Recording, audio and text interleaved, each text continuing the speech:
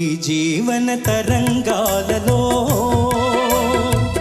ఆ దేవుని చదరంగంలో ఎవరికి ఎవరు సొంతము, ఎంతవరకి బంధము.